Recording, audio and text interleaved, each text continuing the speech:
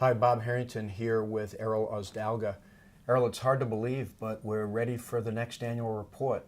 These go by really quick, Bob, and we're really excited about this next annual report.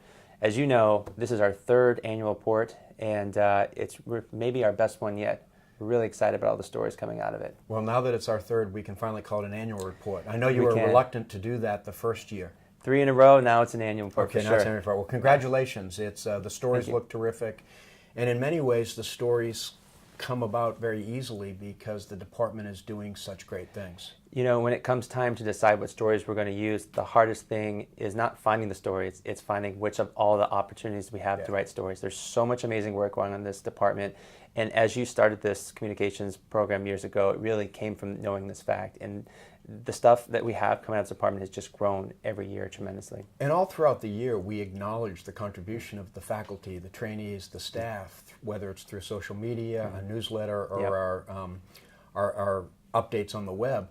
But this one's really special because we do like to pick a few themes, and at the same time, across those themes, we like to make sure that we're acknowledging things that are going on in the clinical domain, the research domain, and then in education. Yeah, this is no different. We try to keep it balanced, just like our mission is for the department, is to be excellent in all those. We want to reflect how great we're doing in all those domains. So let's dive a little bit into some of the stories, not by any means all of them, because people will have to go through a much longer report. But let's start on the clinical side. Yeah. And there's an interesting story on Emeryville.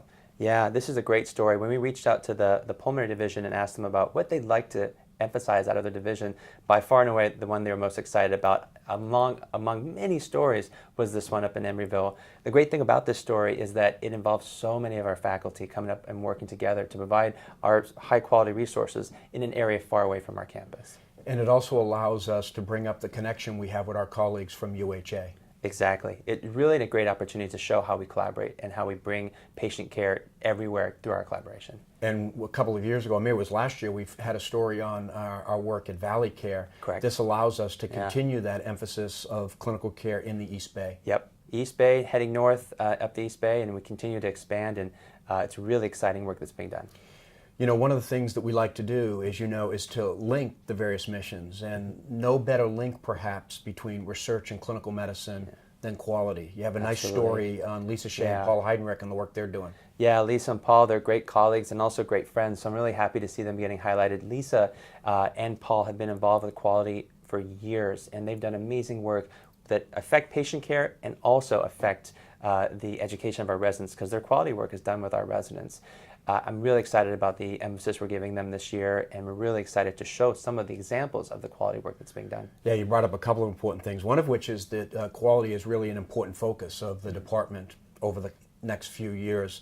And secondly, our quality rotation for our residents is really outstanding, and it's something that Lisa started years ago. It's a popular rotation. The residents learn a lot from it and use it as part of their career trajectory. And certainly now with people like Paul, who have a real scholarly view towards quality, we're able to take some of those projects and turn them into academic product. Paul brings a whole other angle to this and really adds to the quality of the work being done. Now, we could talk all day about the research being done, but let's hit a few highlights I know that you're interested in. Jose Montoya and his work. Jose's, as anybody who knows Jose knows one thing, he's an amazing human being, whether it's at the bedside or whether it's in the lab. He produces such amazing results, and people love him for it, and we're so excited to be able to finally emphasize the work Jose's been doing. He's been doing great work for years, and he's someone who has a special way with patients. In a disease like chronic fatigue syndrome, it really takes a special person to be able to attack that in all the ways that he does. So an exciting story we have coming out with Jose. Not only on the work that he's been doing, but his collaborations with Mark Davis and others in the ITI, really also showing one of the strengths of Stanford, which is our ability to collaborate. Absolutely. Yeah, it's, as Jose will tell you, he doesn't do this alone. He does it together with a team of people, and the amazing work he produces is just unbelievable. So I'm really excited to share this story. So that's really looking at some of a lot of the laboratory research and trying to understand maybe in a translational way. Manisha Desai has created a real force of biostatisticians and informaticians who are looking more at the dry lab aspect of research. Yeah, I got the opportunity to sit down with Manisha a few months ago, and I was unbelievable the amount of resources they have. And they have a lot of people interacting with them, but one of our goals is to share all the great stuff they're doing, because we know that once the community knows what they're doing, they're going to have a lot more people at their doorstep wanting to collaborate with QSU. I agree, and I mean, as you know, Manisha's also extended the work of the QSU across multiple departments, and so that's also nice to see, because it is one of our goals. We had our last year's annual report was on collaboration. Yep, absolutely.